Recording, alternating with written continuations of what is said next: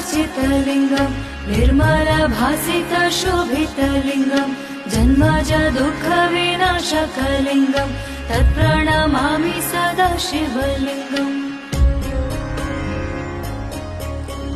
देवमुनिप्रवरार्चितलिङ्गम् कामदाहं करुणाकरलिङ्गम् रावणदर्पविनाशनलिङ्गम् तत्प्रणमामि सदा शिवलिङ्गम्। सर्वसुगन्धिसुलेपितलिङ्गम् बुद्धिविवर्धनकारणलिङ्गम् सिद्धसुरासुरवन्दितलिङ्गम् तत्प्रणमामि सदा शिवलिङ्गम्।